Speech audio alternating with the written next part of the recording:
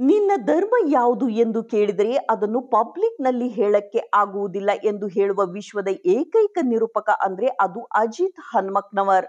ಅಹಿಂಸೆ, ಸತ್ಯ, ಅಸ್ಥೇಯ, ಬ್ರಹ್ಮಚರ್ಯ ಮತ್ತು ಅಪರಿಗ್ರಹ ಎಂಬ 5 ತತ್ವಗಳನ್ನು ಆಧರಿಸಿರುವ ವಿಶ್ವದ ಶ್ರೇಷ್ಠ ಧರ್ಮ ಅಂದರೆ ಅದು ಜೈನ ಧರ್ಮ. ಜೈನ ಧರ್ಮೀಯರಾದ ನನ್ನ ಬಹುತೇಕ ಸ್ನೇಹಿತರು ಹೆಮ್ಮೆಯಿಂದ ನಾನು ಜೈನ ಎಂದು ಹೇಳಿಕೊಳ್ಳುತ್ತಾರೆ.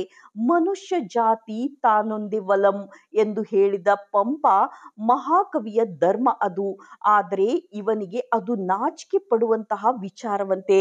ಆದರೆ ತಾನು ಕುಡಿದು ತನ್ನ ಸಂಗಾತಿಗೂ ಕುಡಿಸಿ ರಸ್ತೆಯಲ್ಲಿ ತೂರಾಡುವ ಈತನನ್ನು ಆ ಸಾತ್ವಿಕ ಧರ್ಮಕ್ಕೆ ಸೇರಿದವನು ಎಂದು ಆ ಧರ್ಮದ ಜನ ಒಪ್ಪಿಕೊಳ್ಳುತ್ತಾರೆಯೋ ಎನ್ನುವುದು ಒಂದು ಪ್ರಶ್ನೆ. ಜೈನ ಧರ್ಮ ಗುರುಗಳು ತಮಿಳುನಾಡಿನ ಕಂಬಳದಲ್ಲಿ ಜೈನ ಧರ್ಮದ ಜನ ಭಾಗಿ ಆಗಬಾರದು, ಅದರಲ್ಲಿ ಪ್ರಾಣಿ ಹಿಂಸೆ ಇದೆ ಎಂದು ಹೇಳಿದ್ದರು. ಅಷ್ಟು ಸಾತ್ವಿಕ ಧರ್ಮ ಅದು.